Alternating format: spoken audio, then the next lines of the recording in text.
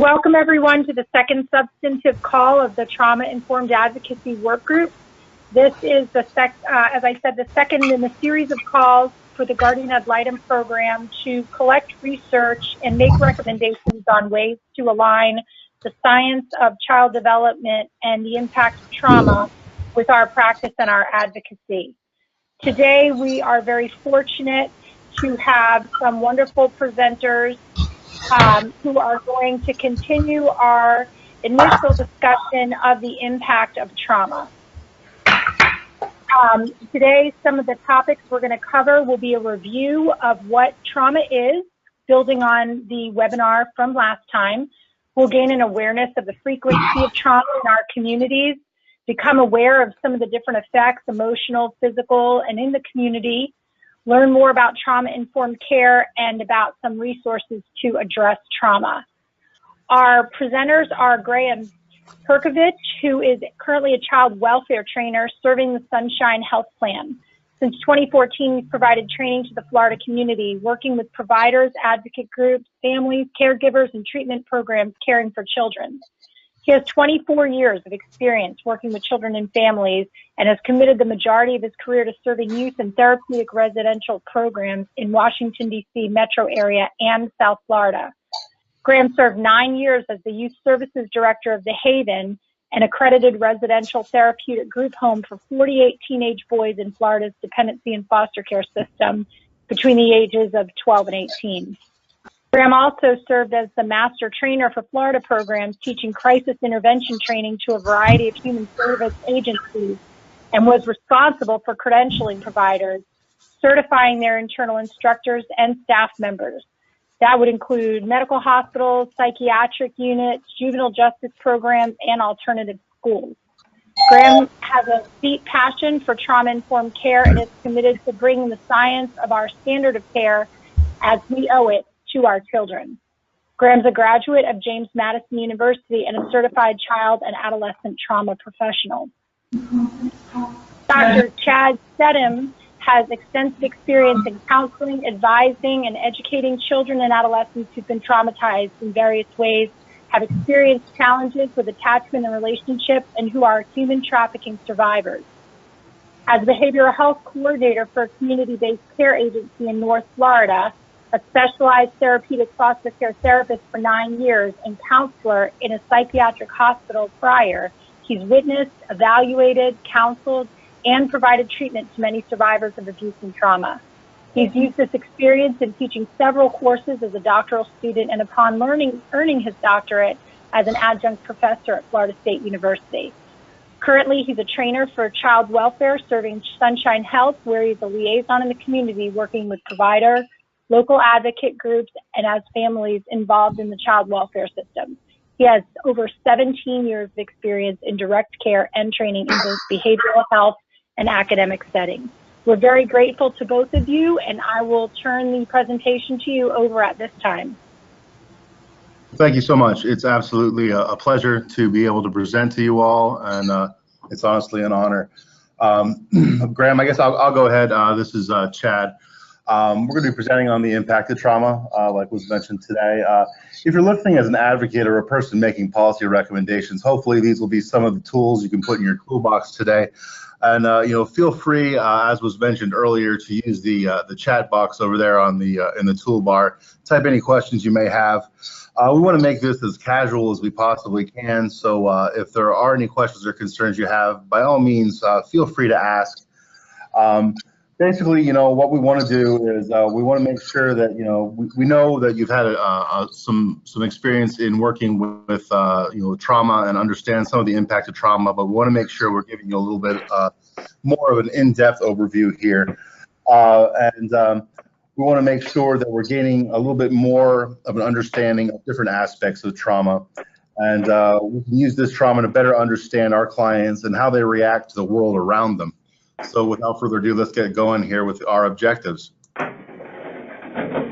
First off, we want to come up with a definition of trauma. We know you all know what trauma is, but we want to make sure that we're all back on the page. We know you guys have a ton of different things going on in your world, so we want to make sure that we're back to talking about trauma and back into it all. We want to gain awareness of how often trauma happens in our communities.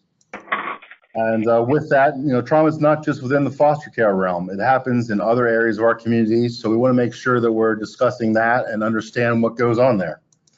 We want to look at the effects of trauma on the emotional and physical well-being of those that experience the trauma and how that impacts the community. So there's, the emotional, the physical, community aspects of that. We want to learn about trauma-informed care. We want to talk about some of the resources available to help address that trauma.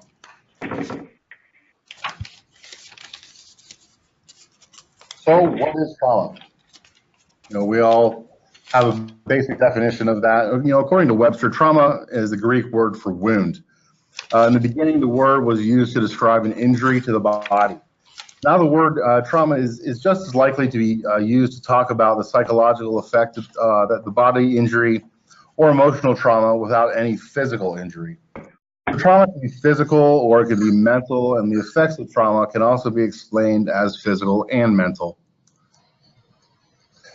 When a person experiences a physical or emotional traumatic injury, they may also experience physical symptoms such as racing heartbeat, profuse sweating, exhaustion, or inability to concentrate.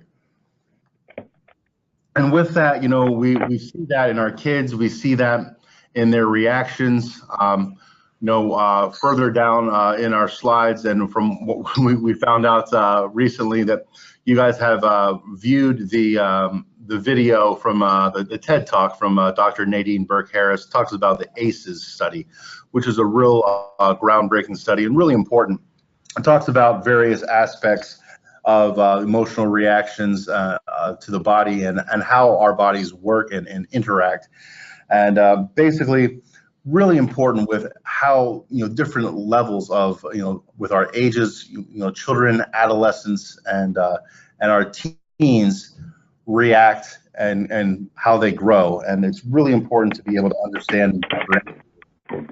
However, a person may also experience mental changes such as frightening thoughts and painful feelings, and it's important that we understand what all is going on there. So, types of trauma, we have a couple different types, and we want to make sure that we're understanding and we're aware of what all is going on there. The first type of trauma we'll look at is acute trauma, which is a single traumatic event that's limited in time. Many times acute trauma is dealt with immediately because it's out of the ordinary.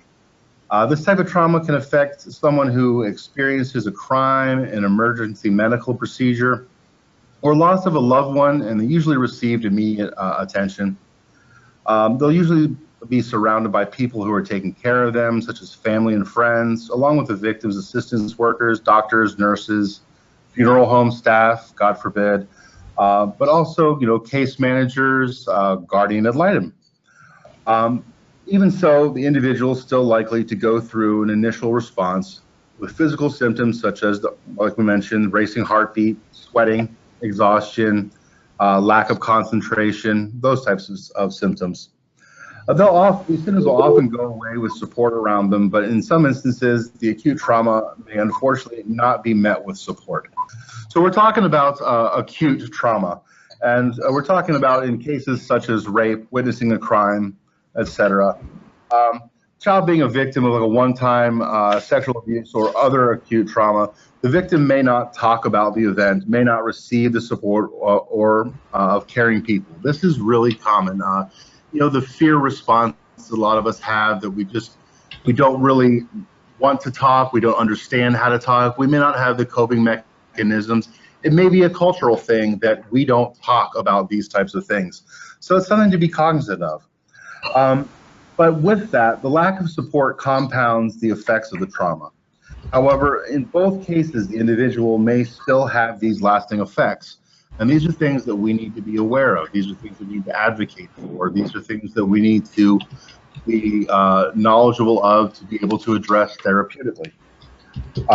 With the kids that we serve, in a medical crisis, there may be a realistic or subjective sense of a life threat. The high-tech, intense medical treatments that happen, say after a car accident, for example, may be frightening to children and caregivers, and they both may feel helpless. When someone goes into an emergency room, all the beeping and the bright lights and all the different procedures, we often don't know what all is going on, and we can get really startled, frightened. A lot of people think when you go to the hospital, you go there to die. So it's very traumatizing.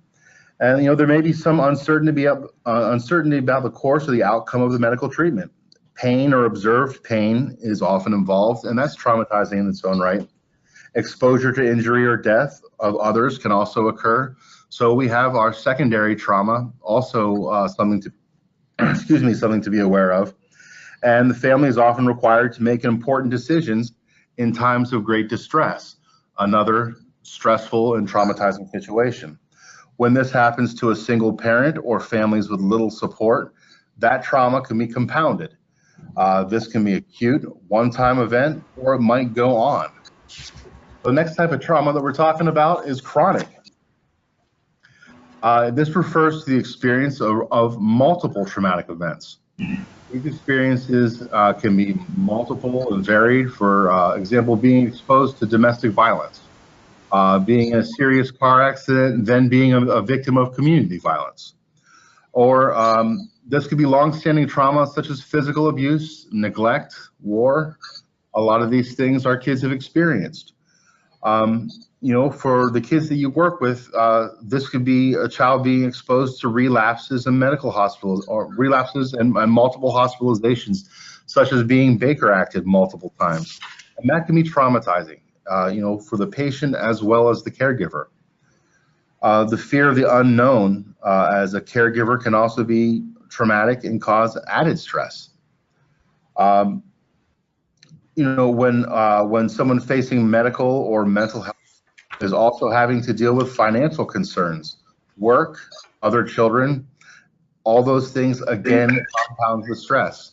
Now, looking at that, let's think about the kids that come into care and their families. So we're talking about financial concerns, inability to get or maintain work, multiple children in the homes. Okay? These are concerns that we are all looking at. But anyway, what's happening here is, this isn't only true for the caregiver, but for any of the other members of the family who understand the stress the family is dealing with. So that's compounded, and then we have the secondary stress associated with that. Finally, we have complex trauma, and that's the last one we'll be looking at with relation to types of trauma. Complex trauma complex trauma exposure refers to the simultaneous or sequential occurrences of child maltreatment. And this is a big one that we have to address as therapists, as guardians ad litem, as case managers, as a lot of different people on the multidisciplinary teams. And what this is, like I mentioned, is simultaneous or sequential occurrences of child maltreatment, including emotional abuse and neglect, sexual abuse, physical abuse, witnessing domestic violence. But these are chronic and begin early in childhood. And complex trauma is chronic trauma, but it's different in the fact that the one receiving the trauma has a personal relationship with the one inflicting the trauma. So in essence, the child has the feeling that the people that are supposed to be there for them, that are supposed to be there caring about them, are the people that are in fact the ones that are abusing them, that are causing that trauma. Now, as an example, imagine how being slapped by someone you don't know would be very different to you than being slapped by someone you thought loved you and cared about you. Imagine the pain associated with that. Okay, getting smacked, by someone you don't care about is a totally different thing than someone you love smacking you. You have the physical pain of the slap, but also the feeling of rejection and confusion because it came from someone who you love, who you look up to, who you care about, who is supposed to love you, care about you, and protect you. Now, let's tie this into our children, from a young age to a preteen age to a teen age to later in adolescence. Okay, what types of coping skills and coping mechanisms do they have as they progress? This is something we're going to get into later in our slides. Child abuse and domestic violence are two of the most common types of complex trauma. So next up is other sources of ongoing stress. So individuals and families frequently face other sources of ongoing stress, such as, oh, missed my clicker, such as poverty. And think about these, okay, think about the clients with whom you work when we go through these: poverty, discrimination, separation from parents and siblings, frequent moves. Okay, think about the stress of being bounced from home to home to home over and over again.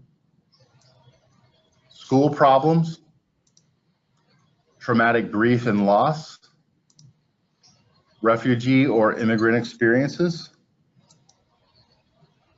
All those things are major factors which affect stress. So long-term effects of childhood trauma.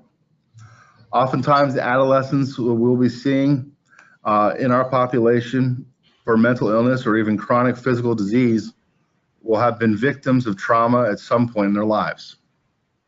These are all reasons it is important for us to look at trauma and the impact it has not only on the individual, but it has on the brain. And that's something that, we got into, well, you guys saw when you witnessed the or reviewed the TED Talk from Dr. Nadine Burke-Harris regarding the ACEs study. And we could do a whole other presentation on the effects of toxic stress on brain development. We're happy to present that sometime if you'd like. But in this population, you see that children who have or will experience trauma, it has an impact on them and their families. Some of the families have experienced trauma also need help in order to be able to take care of the child in their care. So we're looking at the families need help, children within the home need help, the caregivers, those associated with the caregivers. So the whole family, as it extends out, we need to look at how we're addressing the nuclear family there. Excuse me. That's my clicker here. I keep moving it across. So behavior can place children at risk for a lot of different things, and I already clicked on one of them. Okay, alcoholism is one. Drug abuse, depression, suicide attempts, sexually transmitted diseases due to high-risk activity with multiple partners, and medical issues such as heart disease, cancer, chronic lung disease, skeletal fractures, and liver diseases. And again, these were all addressed in that TED Talk from Dr. Nadine Burke-Harris. And this was the video we were originally going to show, but we're going to show something a little bit different. And we're going to turn this into kind of a little bit of an activity. The video we're going to be showing instead of the video that's on this slide is called Remembering Trauma. And I'm going to give you a little forewarning. It is a realistic presentation. It's about the main character's name is Manny. And what I'd like you to do is, if I'll give you a minute while I'm explaining what to do, if you get out a sheet of paper and a pen, and what we'd like you to do is write down Manny's reactions from your perspective of a GAL. We want you to write down what you see going on, what needs he has, what needs have been met, what needs maybe haven't been met or have been overlooked or have been missed. What kind of legal questions or problems may arise? And don't worry. I mean, I'm not going to ask you to write a whole book here. Just concerns you see associated with what's going on here is basically what I'm asking. All right. Oh, let me pop this up real quick, and forgive me for it being a little bit wonky. And Chad, I have one quick comment there before you hit play. Go right ahead, Graham. I also want to warn people that this can be difficult to watch. You're going to see an episode of domestic violence. You're going to see emotional abuse. You're going to see a sexual assault. So it's very important that you're aware that this is not intended to trigger anybody, but based on your own histories. For example, how you were parented, how you were disciplined, what kind of community violence did you witness, etc. Based on what your story is and your experiences, this can be very triggering for some folks. So if there's something that comes up in this that really upsets you or bothers you, please take good self-care. You can certainly take a break, and we totally understand that. I think one thing we got to understand is this video is really about the reality of people's lives and social conditions and relationships. And I humbly would like to say, that's something that our DSM-5 is not very good at, is recognizing that in the reality of people's lives, social conditions, and relationships. So, this is about complex trauma. So many of our children are overdiagnosed and misdiagnosed. And for a child like Manny, he's going to average anywhere from 3 to 8 comorbid diagnoses. So, sit back and put on that trauma lens, that safety lens, that culture lens, and just kind of absorb what's happening in this video. And as Chad was saying, make some notes, and we will debrief afterwards. Thank you. Thank you, Graham. You couldn't have said that any better. I appreciate that. And Graham, while you're at it, why don't you and I write down from a therapeutic standpoint what we see? Gotcha. And can you all see the screen? Graham, can you see the remembering trauma across the top? Yes. Okay, I'm going to go ahead and hit play. And please speak up and make sure we can hear the audio as well.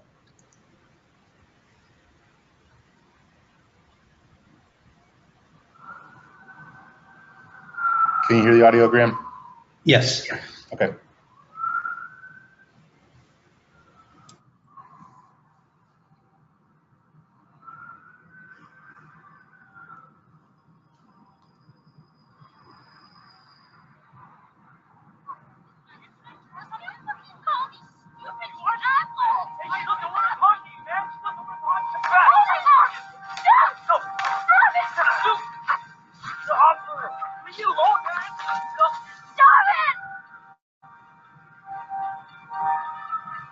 I don't understand what you were thinking.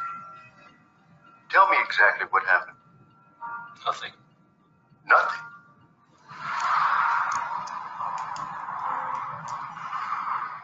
Doesn't look like nothing. You know I have to submit a report to the judge. Will you text them? Texting a friend. What do you care? Let me see your phone. I'm gonna let you see my phone. It's my phone. I don't want to violate you, Manny, but this doesn't look good. What were you thinking?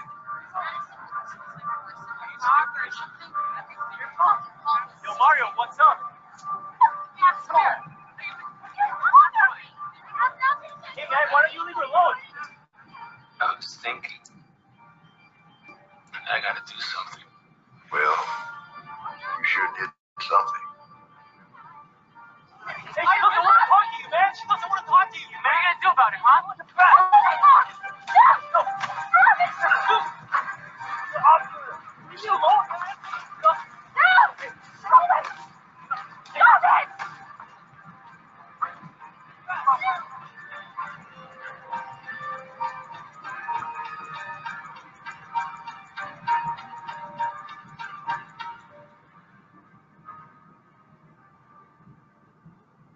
Are you using again? No. Is that what your drug test is going to tell me? Yes.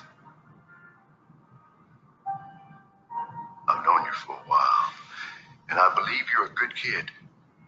But your anger could be your undoing. So you've got to do something about that.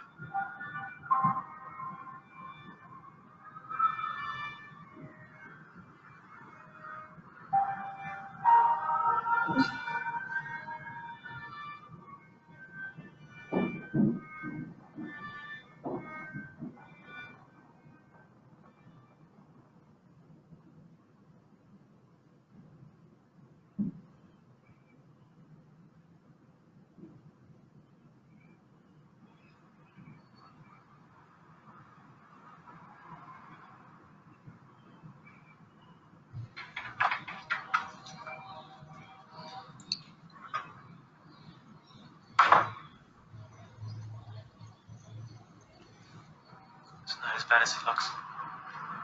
You told me this wouldn't happen again. I know. Did you get busted again? No, it's all good. Don't worry about it, babe. I told you. I don't want my baby around anyone who's violent. It was just something stupid. I don't even know what happened. I would never hurt our baby. How am I supposed to trust you? You just broke the one promise you made. You know I don't want him to grow up with parents like ours. What are you talking about? You had it easier than I did. I'm sorry. Look, all I'm saying is that I'm not like your old man, okay? I can be in control. Can I hold my baby now, please? Go clean yourself up. I don't want blood on our baby.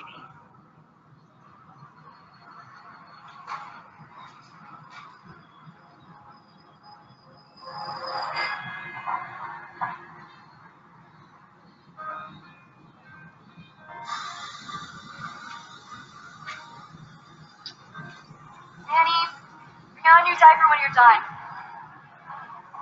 Annie! Give me some water! Hear me talking to you, boy? I said give me some water! Hurry up! Annie, diapers, please. Don't make me get up! Hurry up!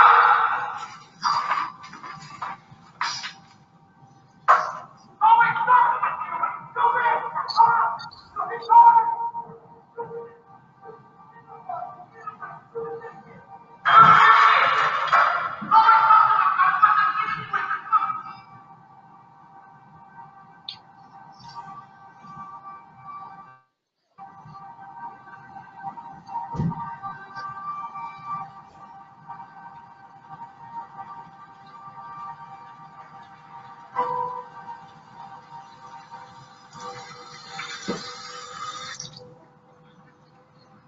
Manny, did you hear me? Hey, bud. Seems like you've been having a hard time. Do you want to talk about why you've been getting in fights? Not getting along with the other kids in your class?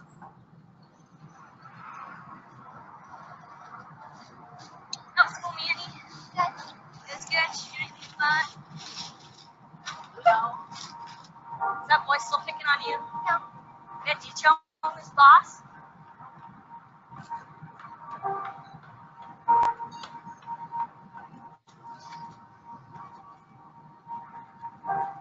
Manny, wait up! You have to stay close.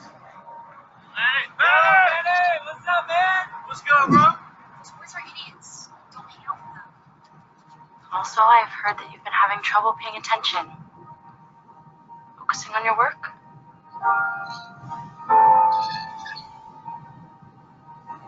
Would you be willing to tell me what's bothering you? Hey, what's good, Manny? What's going on, my man? How's it going? Leave my brother alone. Girl, how you doing? How you doing? Where you going, huh? Hey, no, boy, Nick.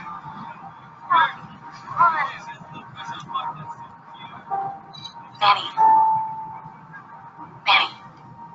Manny, you're not in trouble, okay? I just want to know what's going on. Oh! Where you going, huh? Where you going? What's up? Oh my God! Manny! Hello? Oh, hi. Yes, thank you so much for getting back to me. Yeah, so the reason we're recommending testing is we're kind of confused with what's going on. I mean, he's such a sweet kid, but he just seems to be having so much difficulty functioning.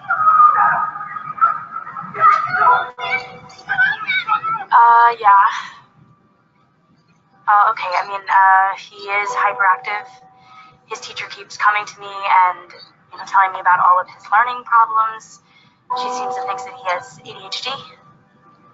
But, at other times, he just seems to go off into another world. I'm just starting to wonder if it's maybe something developmentally. Yeah, but I mean, then there's other times when he just explodes and gets aggressive. I'm just starting to think that maybe given his family history that it may be some form of bipolar. Yeah. Thank you so much for taking the time to get back to me. I hope this helps inform your testing. Okay. Thanks. Bye.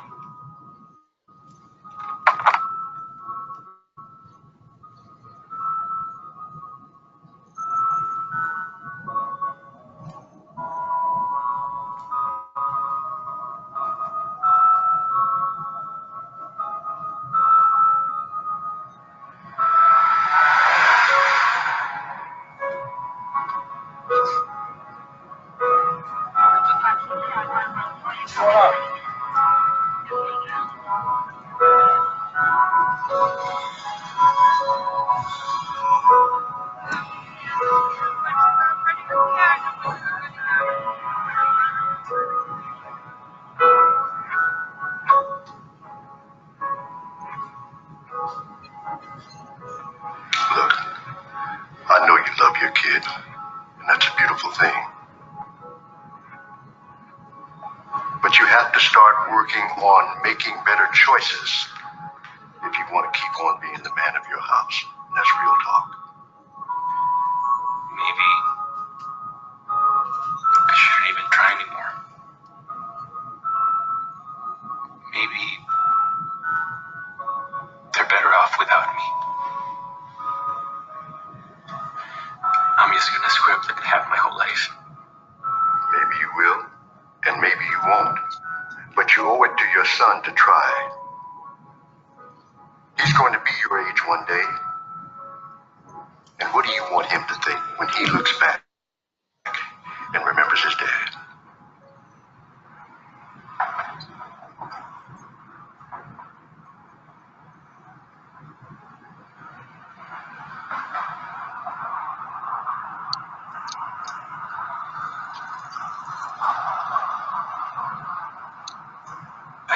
I don't know what's wrong with me. I get pretty angry sometimes and nothing can calm me down. I don't want to be this way. I have a beautiful girlfriend and a son at home who I love. I just want to protect them from everything. And I've heard it all. I have conduct disorder. I have bipolar disorder. There's probably not much you can do to help me anyways. But people keep asking me what I'm going to do about it. And I don't know. I don't know what I'm going to do about it because I can't get any help anywhere. And I've tried all the different meds. And the fact is that they just kind of numb me out, but they don't really help me get over anything. Manny, we're going to do our best to make therapy different this time. I'm interested in what happened to you as a child and helping you understand that there can be a connection between that and all these behaviors you've had and you getting all these labels over the years. When a child grows up in a house like you did, oftentimes they come up with ways of dealing with things to help them survive and cope with all that's happened before. I want us to understand together the connections between your behaviors and reactions, the difficult things you've lived through, and why you may be behaving and acting in these ways. If it's okay with you, I want us to work together to see what we're going to do about this.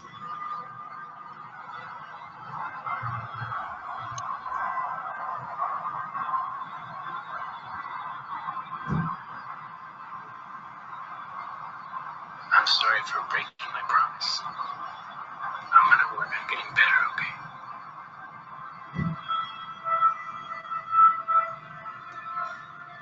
You gotta think about your life, Manny. Think about all the good things you've accomplished.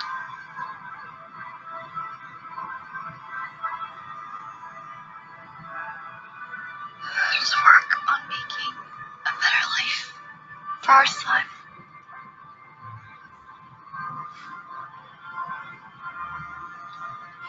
I love you.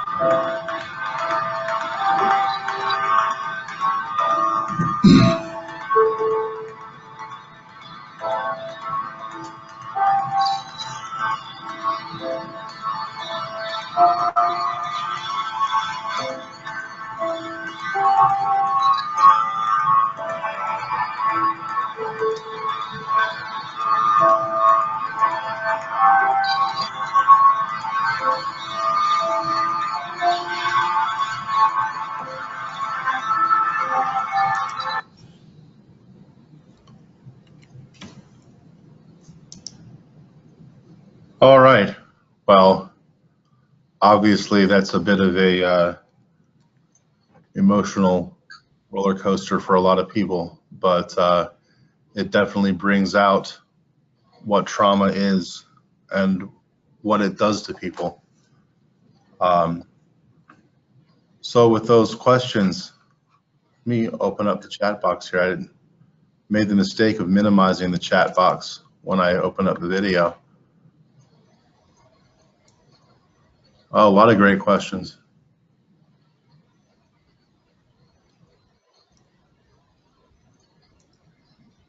Oops.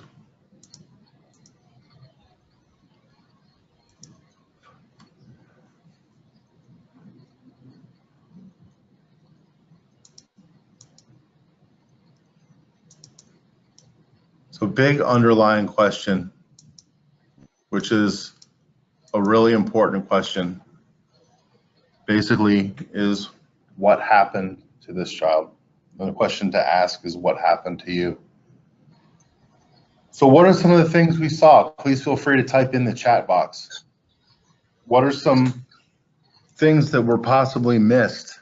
What are some legal questions or problems? While some people are typing, I'll just put in some of the things that I noticed. You know, I noticed, you know, he was defending someone but getting overwhelmed in the heat of the moment, unable to control emotions due to past trauma, unable to express emotions. He was very withdrawn throughout his age, you know, throughout various ages. Refused to verbalize his fear responses, and this is very common not only for children throughout various lifespan issues, but often from various cultures. Oh, we got some good questions here. Okay. Comments.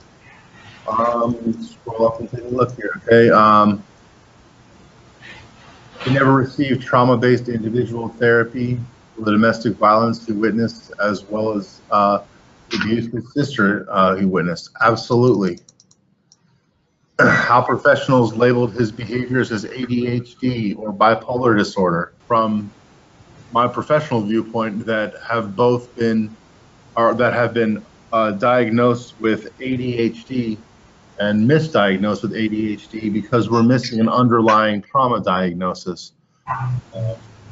Bipolar disorder, PTSD, a lot of these have comorbid conditions that have symptoms that are often very similar to those the inattentiveness, the lack of self-control, the inability to focus, inability to get work done, often because these children are focusing on the need to survive, or what's going to happen to me when I get home, or the various triggers that are going on in their heads when lights flicker in the classroom, when noises go off, etc.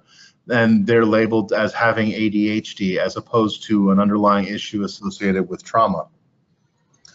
As a child, he was helpless in protecting his sister from being raped. Absolutely. And maybe he was afraid to speak about it to his school counselor. Graham says, yes, Manny's symptoms are adaptations to traumatic events, without question.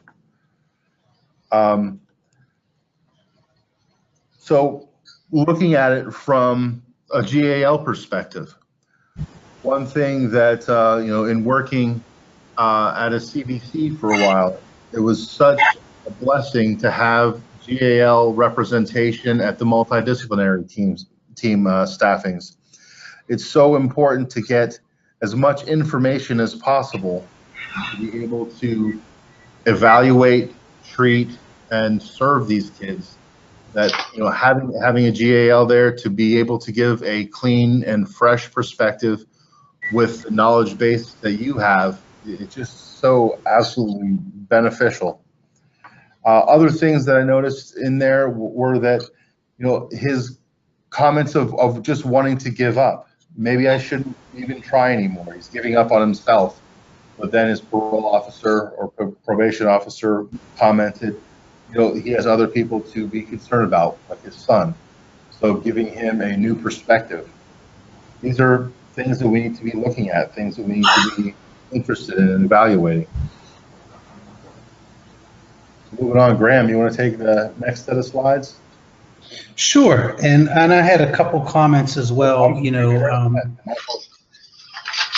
Obviously, that is a tough video to watch, and I would not recommend showing that to children. And if you did show it to some older teens or transitional age teens, you would want to make sure someone is there that can really process this afterwards, and make sure it would be relevant to where they're at, developmentally. But certainly in that video, we saw Manny having trauma reminders from when he was washing his hand to the sexual assault.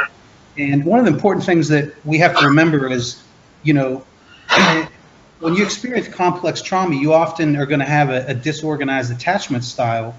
And that's going to be a child that really, is in a state of feeling scared and confused. Their internal working model, their core beliefs about themselves are, I'm a bad kid. Others are scary, and the world is just not safe. So someone like Manny, this is a child that's going to need a lot of help and assistance to feel safe, to be able to trust people again, because he has, blocked trust, misguided trust, and a lot of help to learn how to regulate his affect and learn how to reflect, because, we know children, they learn how to self-regulate by anticipating their caregiver's response to them.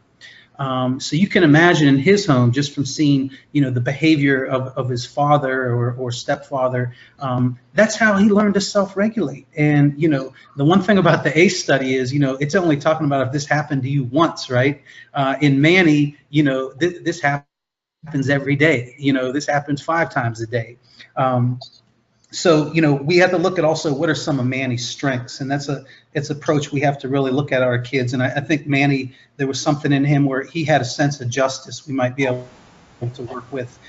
He had a deep connection to his girlfriend and his child. And, as much as we talk about trauma, we also got to talk about kids that are doing well, and that's something that we don't talk about enough. And kids that are doing well and have this resiliency, they usually have a few things in common. Because, the brain is a very social organ, hardwired for relationships. It's a cultural organ. It's an imitative organ. It's a circle of family members that are committed to each other. It's being with people that share time together, that resolve problems and conflicts effectively.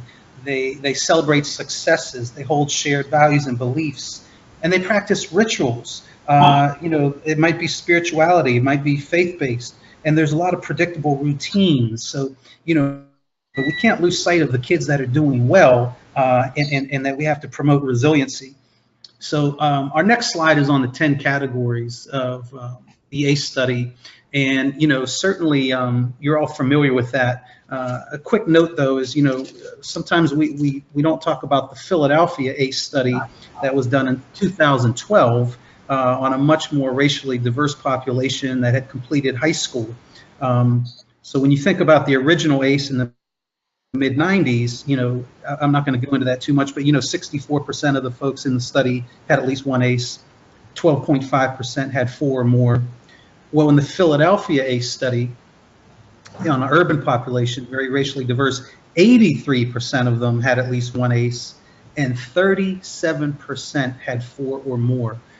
So when you think about, our children that are living in marginalized communities, which sometimes I call toxic cocktails, with a lot of those social determinants of substandard housing and substandard schools.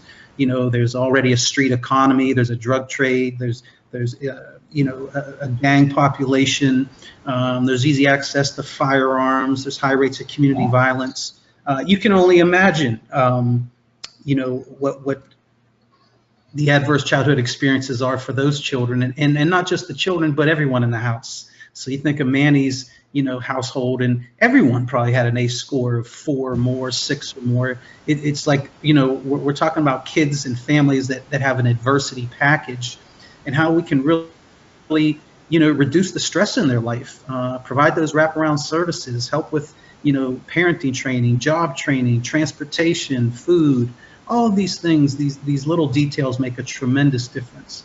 And if you wanted to find out your ACE score, just go to acestoohigh.com, and I'll type that in the chat box for you. Next slide, please. So this is a pyramid that really shows conception to death, and it's a nice graphic because it really brings the reality of what we know about adverse childhood experiences, the single most preventable cause of mental illness, a public health issue. Some people have called it the greatest threat to our national well-being. We know there was a Nobel Peace Prize awarded to an economist by the name of James Heckman in 2001, I believe. But, as an economist, he had showed the vast savings we would save as a country if we just invested down there on the front end. And at the bottom of the pyramid, those are those adverse childhood experiences. Those are our kids with complex or developmental trauma, interchangeable terms. It disrupts your neurodevelopment, it changes your brain, it changes your brain circuitry. And that's one of the great challenges that we're working with, is to really learn how to utilize the brain's neuroplasticity to reorganize brain circuits, because the brain works in a use-dependent way. It's all built on experiences. When a child is born, it's like you're born with no frontal lobe, and that frontal lobe is literally all built on experiences.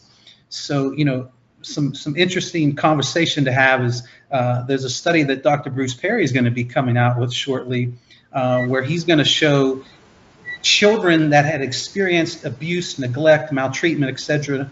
in the first 2 months, and then another group of children that have experienced abuse, neglect, maltreatment, and it could be, let's just hypothetically say, from 1 year to age 7.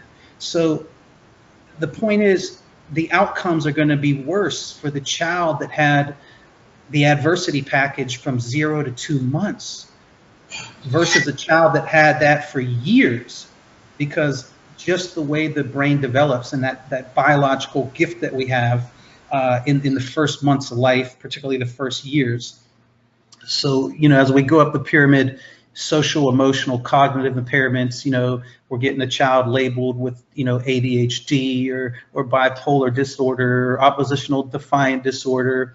You get into adolescence there in the purple, and this is the child that is they can't understand what they're feeling in their body. They're having somatic symptoms. They're they're starting to numb out. So they're the kids that they're smoking 2-3 packs of Newports a day. They're smoking those Black and Mild cigarettes. They're truant from school, and they're smoking 5 or 6 marijuana blunts to numb themselves out. So they're coming up with very personal solutions to very personal problems. And we all know that shame, the toxic emotion shame that many of our kids have, it really promotes secrecy. We know maternal abandonment is the absolute worst. Maternal abandonment just shatters your ability to trust. Maternal abandonment is worse than your parents actually dying in your childhood, with the exception of death by suicide. We move up into the green: disease, disability, and social problems, and that's the long-term impact. That's where we see our high rates of cancer and heart disease and autoimmune disorders, in hepatitis, diabetes, and ultimately, it can lead to an early death. You have an ACE score of 6 or more, we're talking it could take 20 years off your life expectancy. The important thing to remember, though, about the ACE study is, it's from a public health standpoint. So it's certainly not an individual assessment. It's from a public health standpoint. And often when adults take their ACE score, and I apologize, I'm typing that in the box now, aceistoohigh.com. Once adults get their ACE score, it kind of gives them some clarity, some understanding, a sense of relief, like, wow, now it makes sense. Now I get it. Next slide, please. The model for intergenerational transmission of child maltreatment, this is very intergenerational. Yes, we need to take a child-centered approach, but we also, if we're going to help the child, we got to help the family, because this certainly gets passed on. And we know how to prevent trauma, and we know how to treat it. We still continue to focus too much on the back end in our country, and that's where more of our federal dollars go. Unfortunately, they don't go to the front end. So, when you look at the very top of this model here, child abuse occurs, right? Let's just say, for instance, that's Manny, and just walk through, what happened to him. He had the aggression in school, the conduct problems, he was having symptoms of PTSD. I mean, we know our foster care alumni, they almost have double the rates of PTSD as combat war veterans, almost double.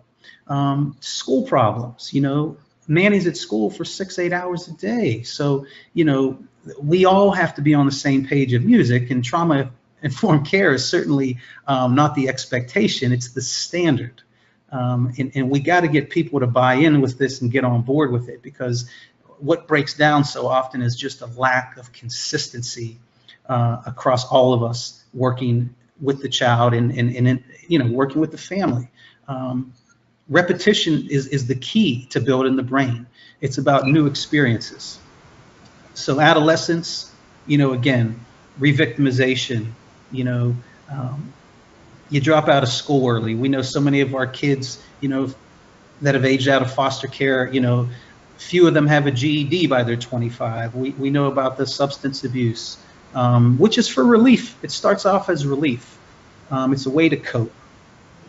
And as an adult, you follow the same roadmap you were parented with. You pass on that same attachment style that you had with your caregivers. So a child with complex trauma very often is going to have a disorganized attachment style. And as a parent, guess what they're going to be? They're going to be frightening or frightened, or go back and forth between both. They may be harmful, absent. So, as a parent, they're overwhelmed by their own childhood trauma. They get triggered by their own child, and they're so compromised by their past. And then the cycle continues. That child has a child. Next slide, please. So, attachment is something that trumps trauma, and we have to understand, it's biological. It's not a choice. This is the bond you have, in the first years of life, and again, It's biological. It's not a choice. It's about seeking safety. And, you know, what feels safe to one of you might not feel safe to me. Safety is always our perception, and we all walk different paths of regulation. But, you know, relational trauma is really a form of developmental trauma that occurs within that caregiving relationship. And it really involves the combined effects of maltreatment by a caregiver, which results in the loss of the caregiver as that secure base. So there's overwhelming dysregulation that children experience without access to safety and comfort. So one of the key things we always got to remember is kids have to feel physically safe. It all starts with feeling safe. Only then, once you feel physically safe, can you feel psychologically or emotionally safe. So when you think about a child being removed, right, you're going into a foster home. You're going somewhere where you're living with strangers. You know, you're going to find them more frightening than anybody. And you're going to act out against them very often because of your experiences, your relationships. We know that's how kids heal in the context of relationships. So important. You know, we understand trauma has a huge impact on the body. So it really gets underneath your skin and impacts the entire human organism. It often impacts the housekeeping functions of the body, as you know, enuresis and then caprices, problems with movement and sensation. So, you know, a lot of things, you know, that are sensory input can be impacted, and particularly, you know, increased medical problems. 1 in 4 of our kids in child welfare has a chronic medical condition. We have very high rates of asthma, and that's because trauma really impacts your immune system, your stress response system, right? It gets activated so often, changes your whole baseline state of arousal. It can mask your IQ. Mood issues, okay, a lot of difficulty with controlling your emotions. So, you know, helping kids just label their feelings, their emotions is a lot of progress. Dr. Dan Siegel refers to it as we got to help them name it to tame it. So we really connect through conflict and help kids start to label how they feel. Next slide, please. Dissociation. You know, if you rewinded a little bit to the video, think about when that school counselor was talking to Manny, and did you see his facial expressions? Did you see the way he held his body?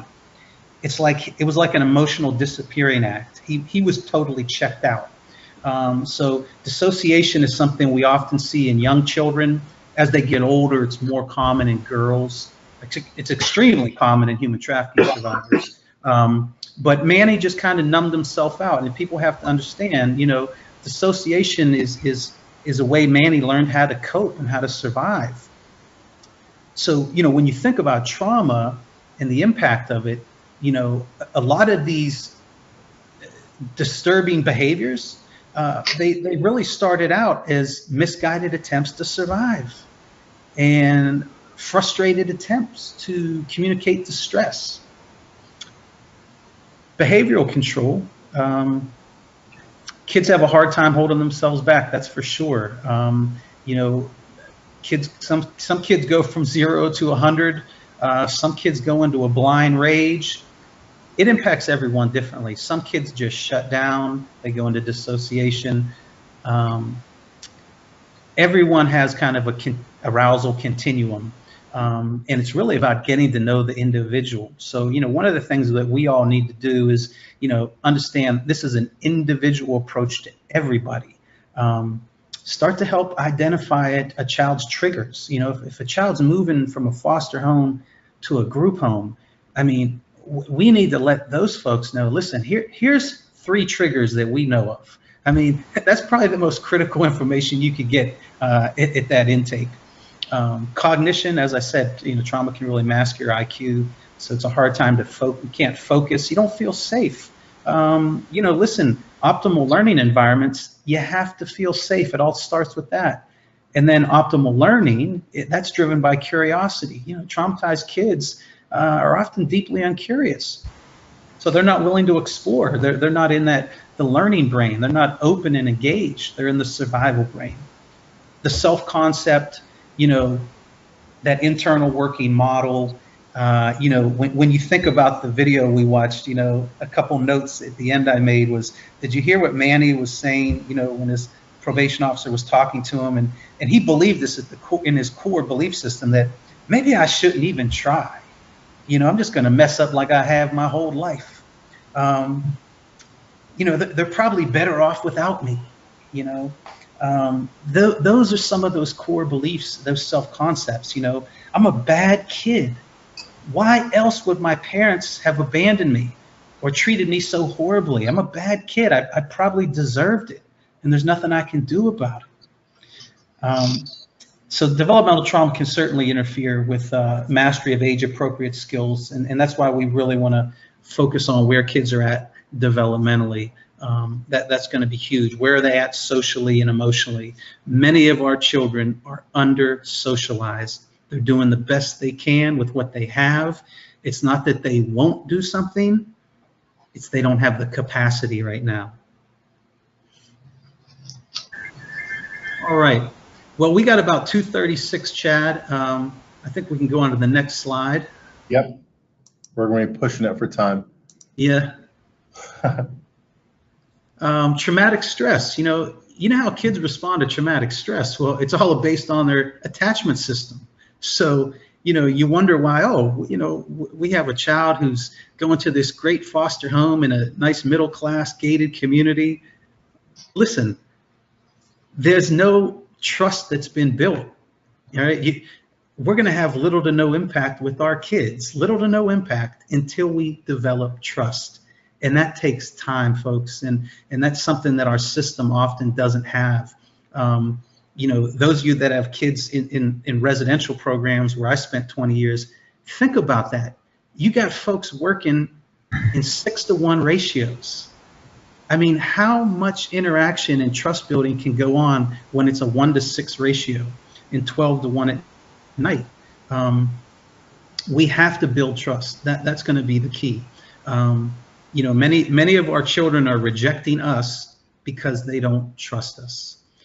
So traumatic stress really refers to that physical and emotional responses. And you saw some traumatic stress in the video. We saw how Manny responded. Okay, when he saw that young man, being verbally abusive to that young lady, he responded physically, didn't he? It overwhelms your capacity to cope. Next slide, please. So, PTSD was largely done on the study of adults, particularly war veterans. We really started learning about trauma, with returning vets from Vietnam. But many of our kids they don't have the diagnosis because they haven't met that diagnostic criteria, but they certainly have post-traumatic stress reactions. And go ahead, Chad. This is prevalent in all age groups.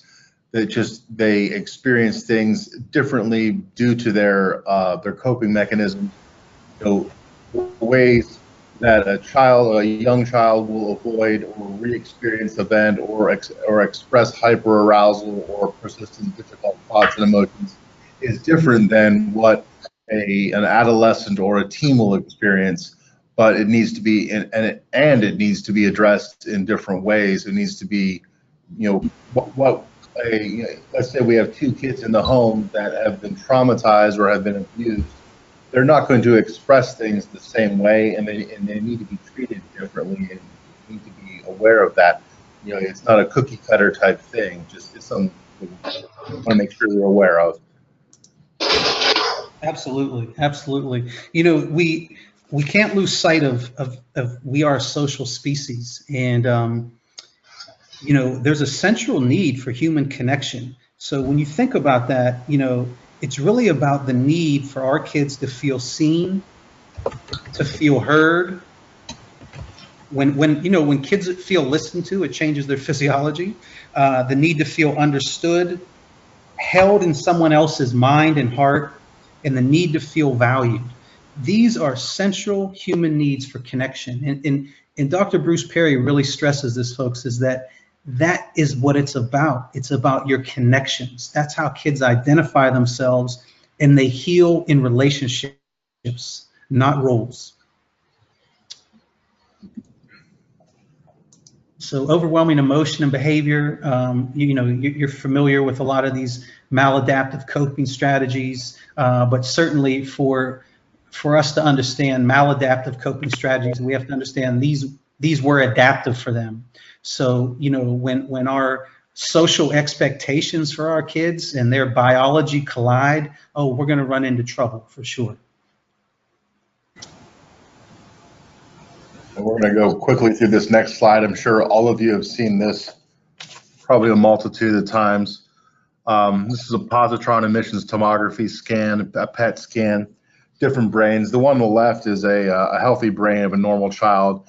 The red regions you see there, basically they show a high activity, while the black areas show low activity. It shows electrical impulses. At birth, only primitive structures of the brain, such as the brain stem there in the center, they show basically those are where they're fully functional.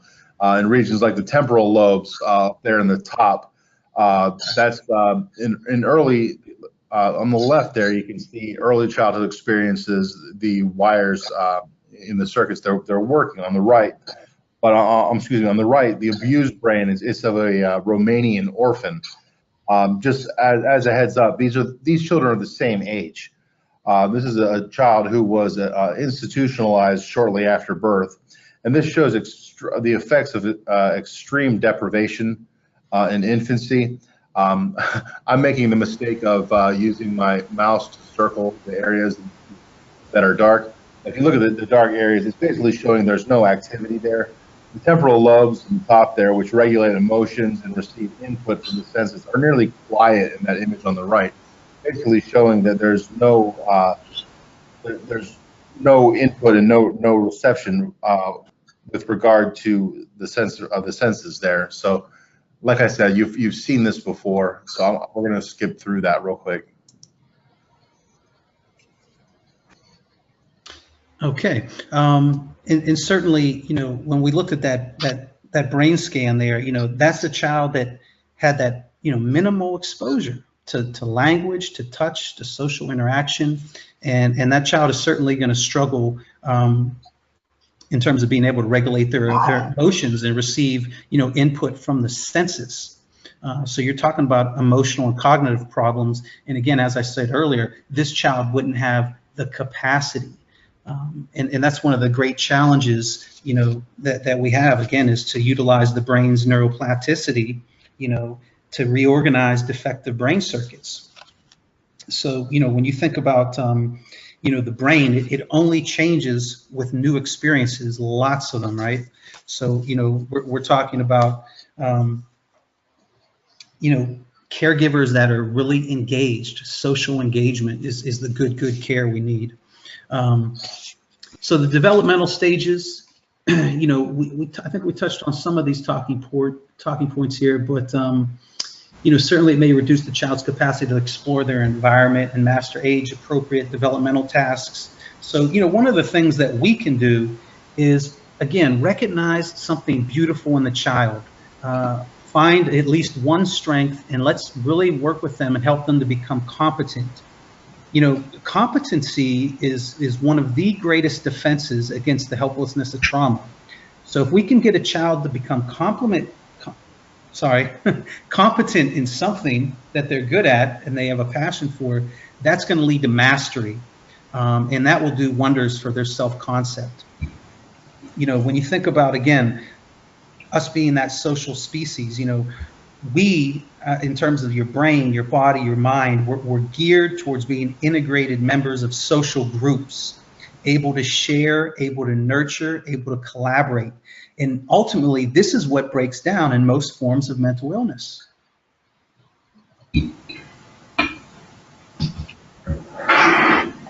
So, obviously,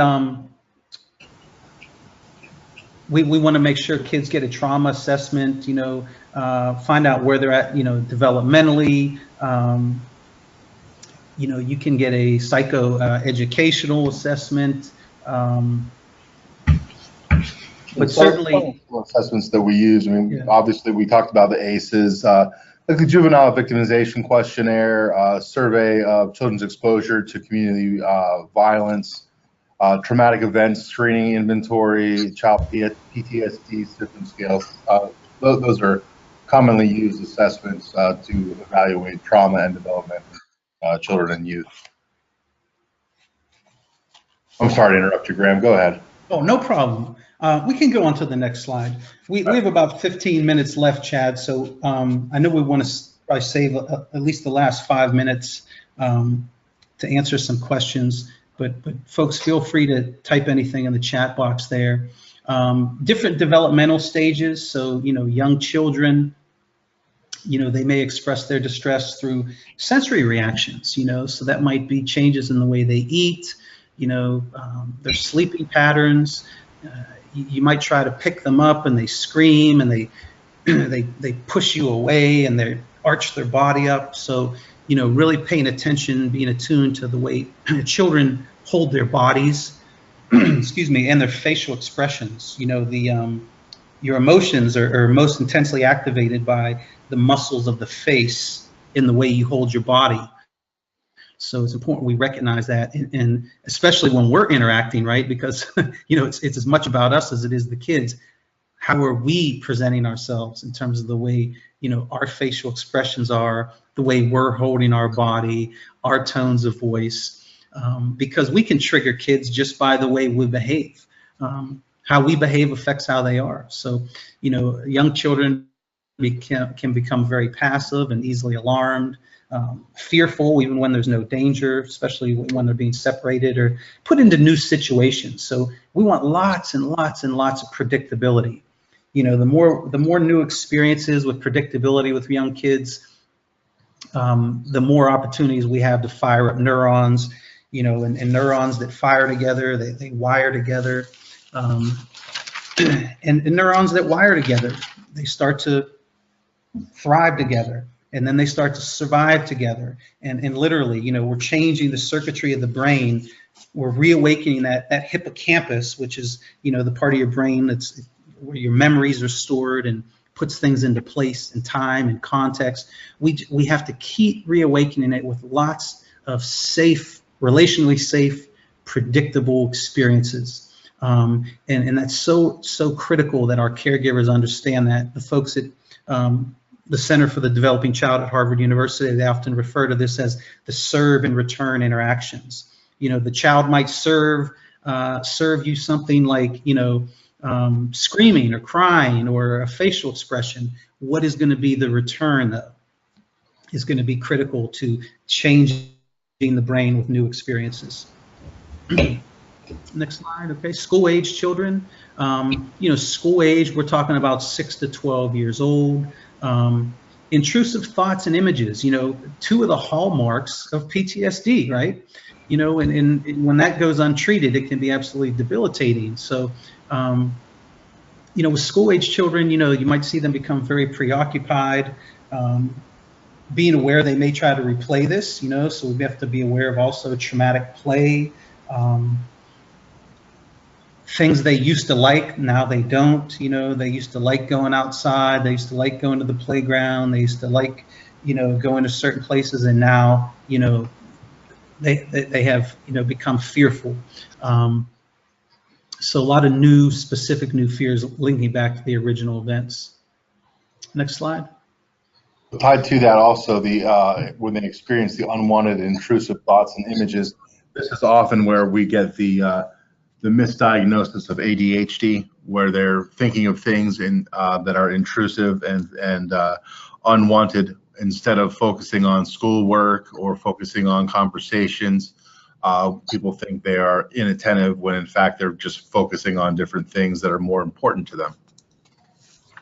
Yes, absolutely. I mean, and when you think about it, the executive function skills of our kids in that prefrontal cortex, it's able to draw on the elements of others. So it's able to, process, air processing and behavioral control, reactions and responses, working memory, risk reward decisions, use of roles and emotions.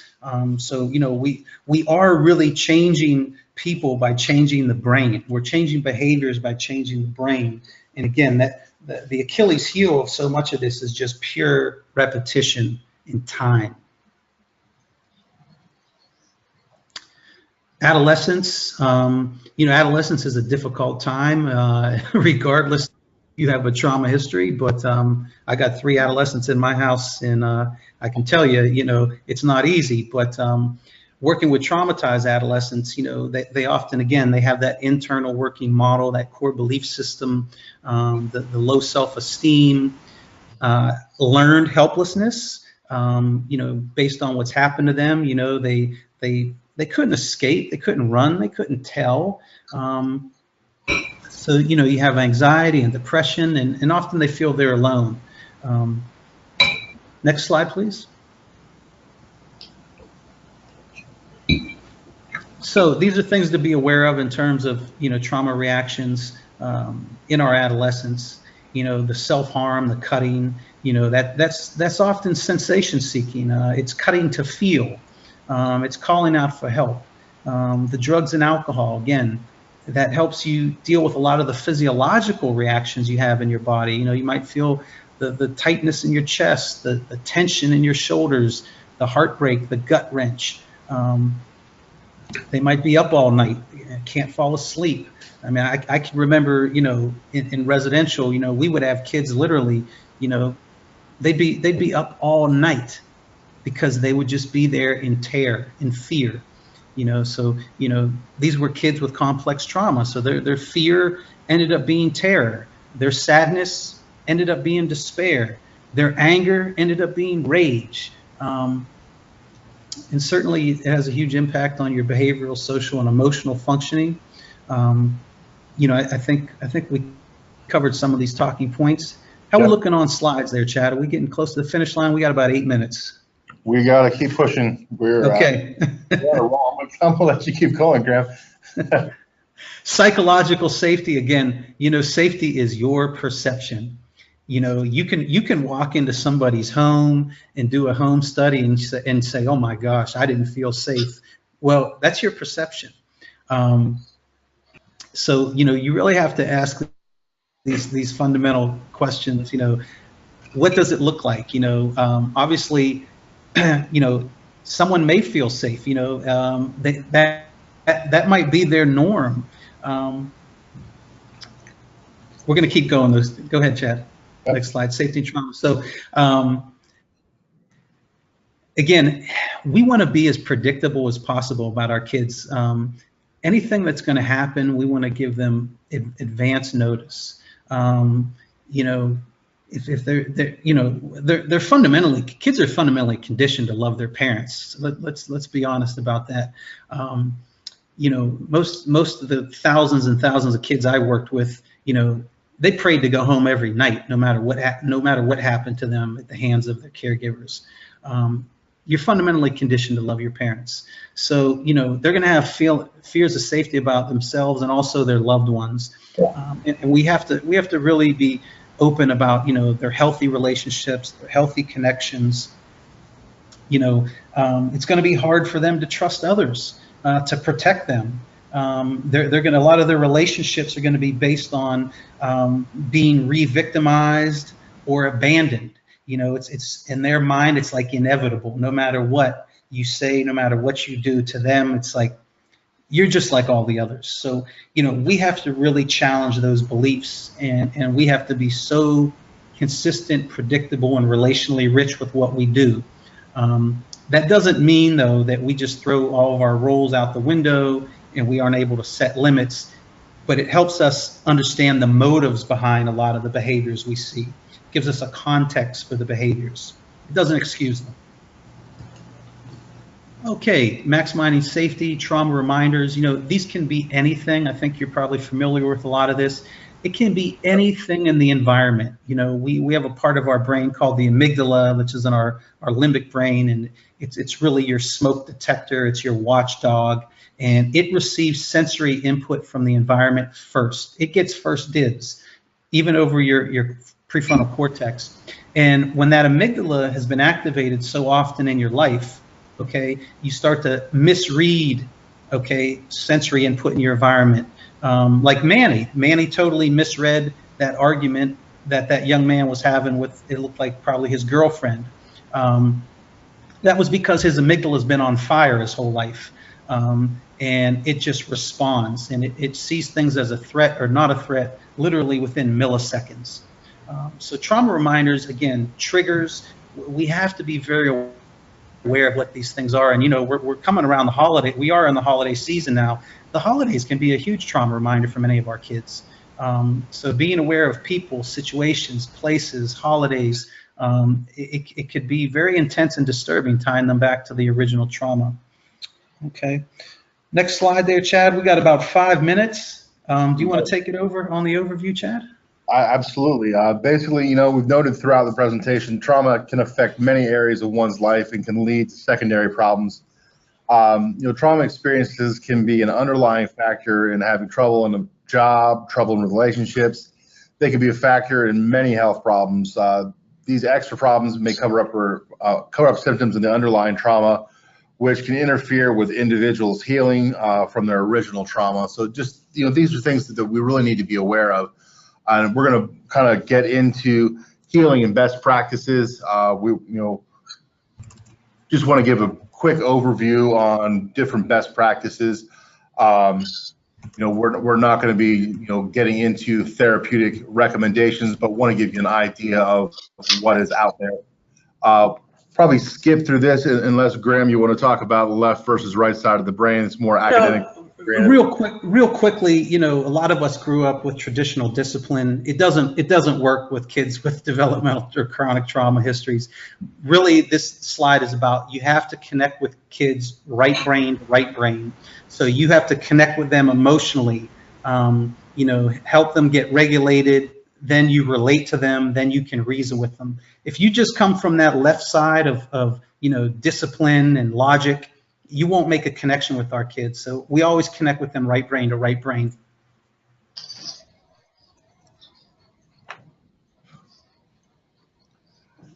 So we have the PACE model of parenting.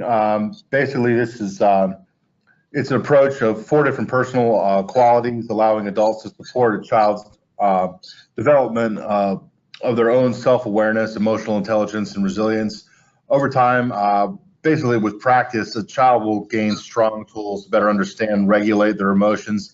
There's basically no medication that can take place of love and consistency. That's something that we need to be aware of. The key to this approach basically is a deep respect for the child's own experience and their inner workings.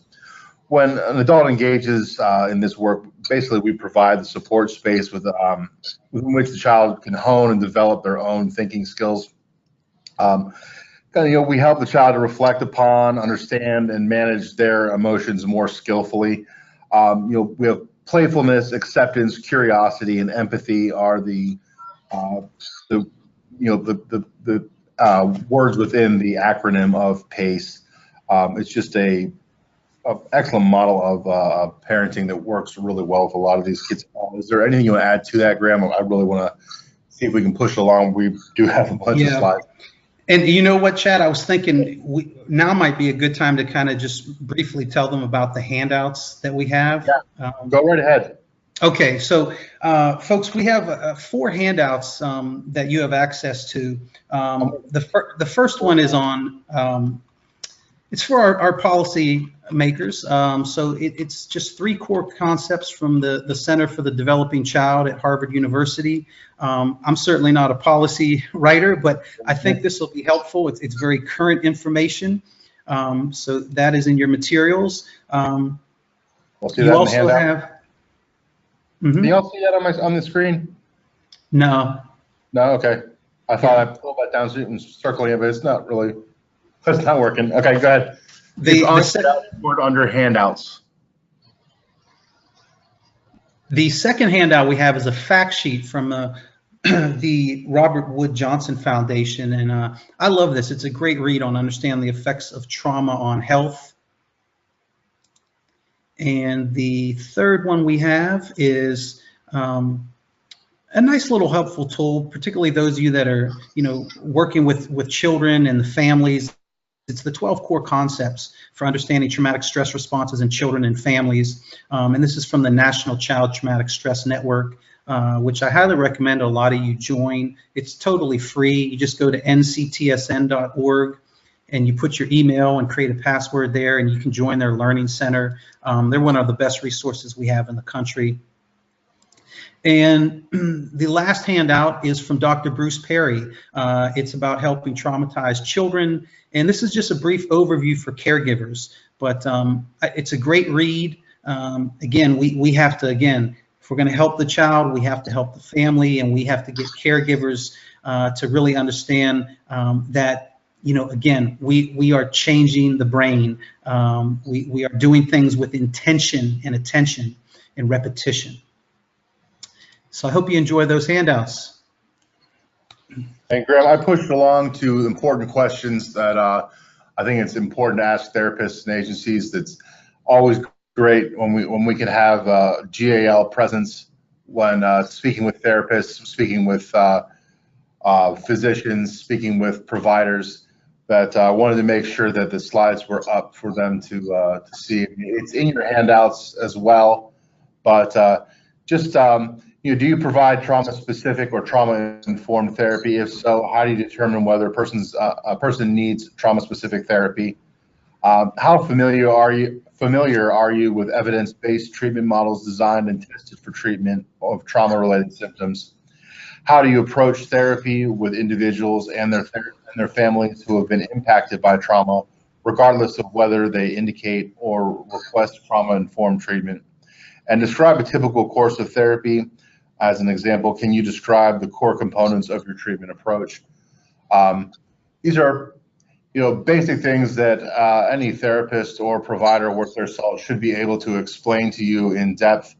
And if they can't, it's something to make sure that they can at the next meeting. Sometimes, you're putting them on the spot because not everyone comes in prepared, but these are really important questions to discuss with providers and therapists when you're dealing with someone who has been traumatized. So these are some examples of evidence-based treatments. And again, these are all in the handouts under, it starts off with PPT as in PowerPoint, and that's this exact PowerPoint.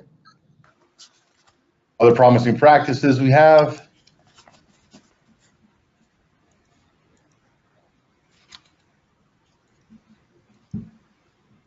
So impact of working with victims of trauma, this is more for you guys. Things to be aware of. Working with people who are traumatized can be strenuous.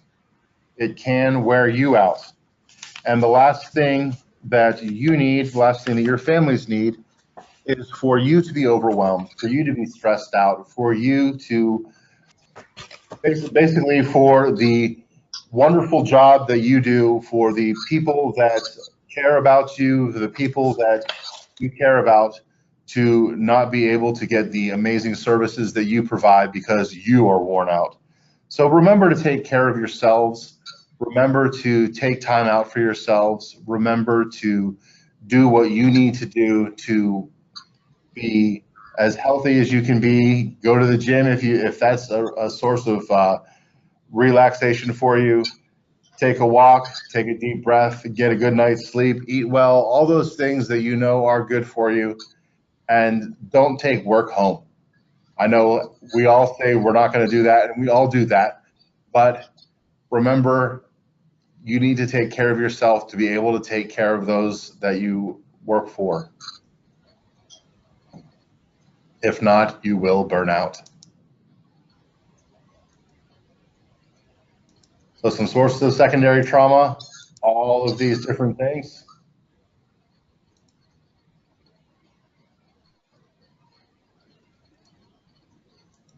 Signs and symptoms. Looks really similar to a lot of the trauma we were talking about earlier, doesn't it?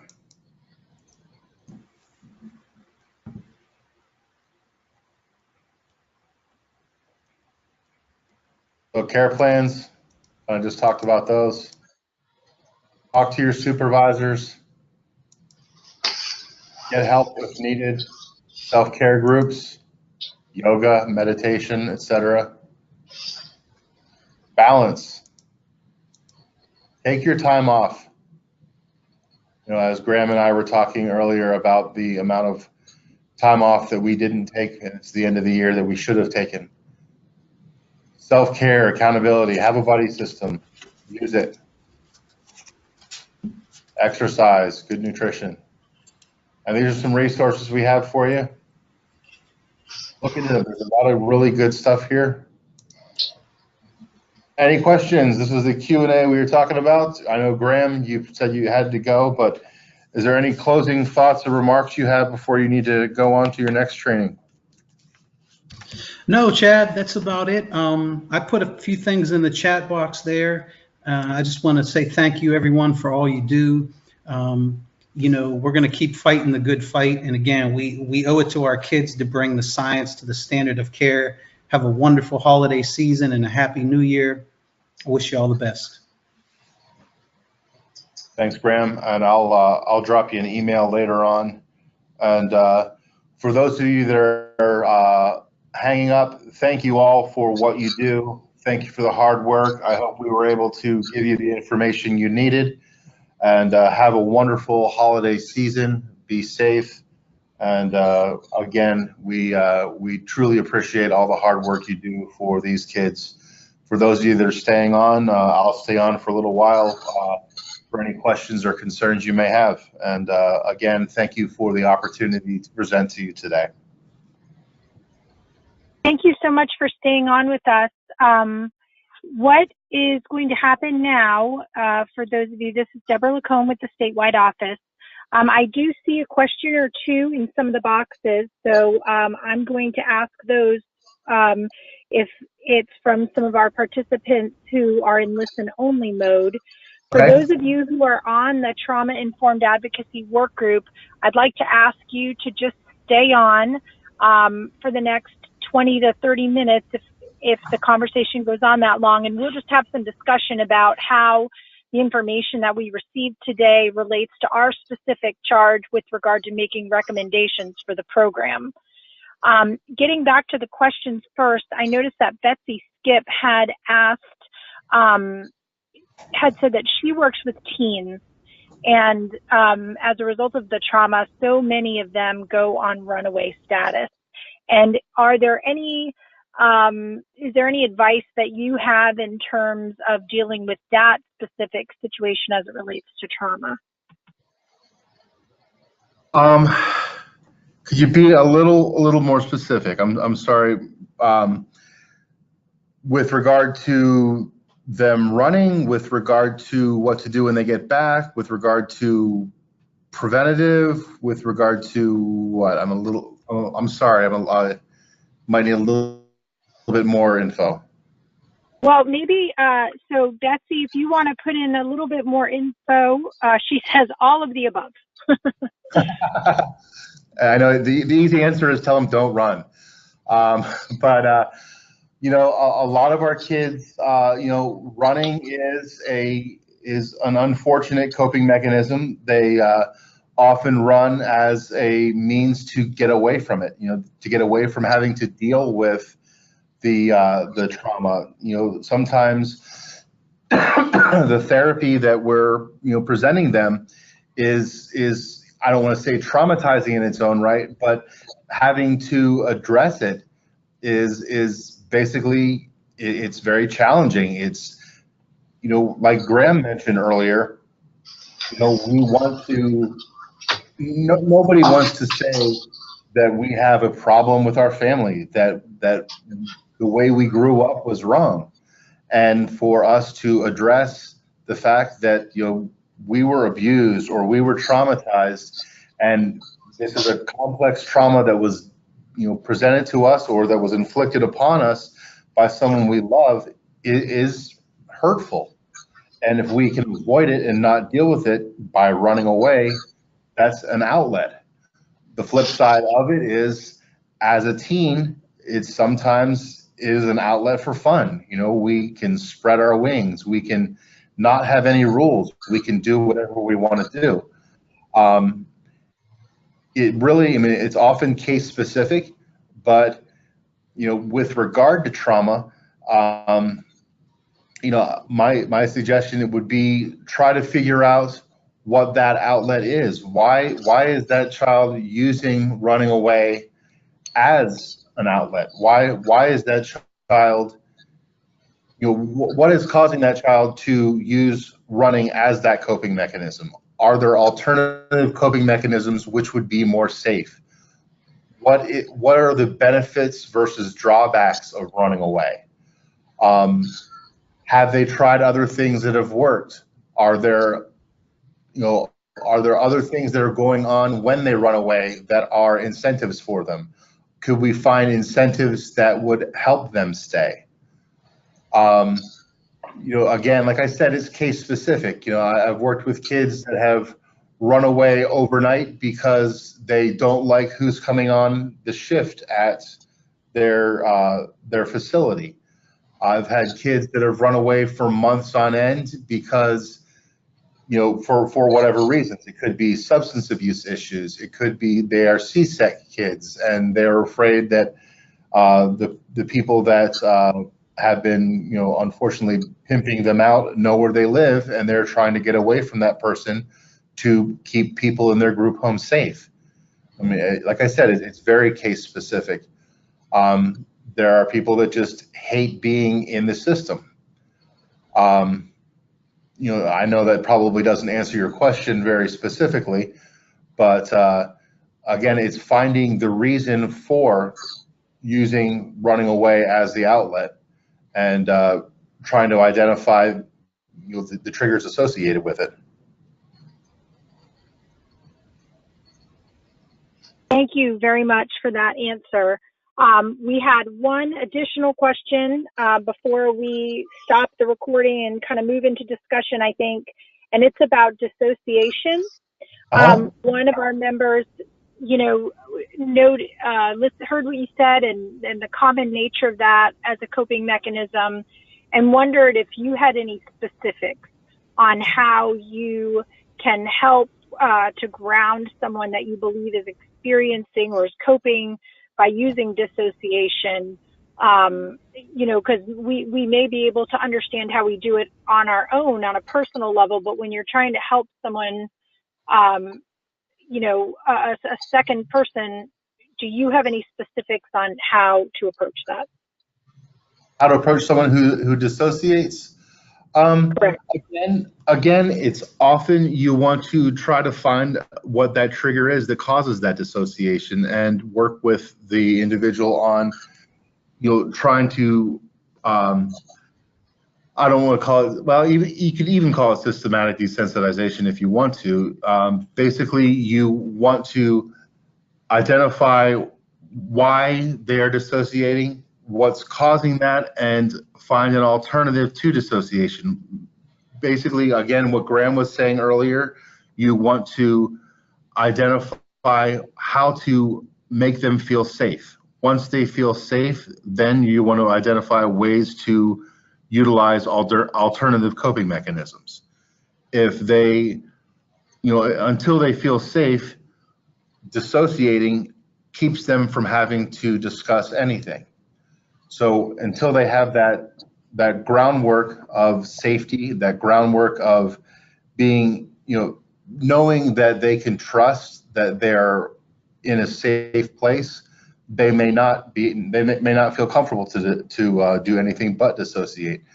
Until once they have that ability to maybe open up a little bit, maybe you could start with drawing a feeling where they don't have to verbalize anything.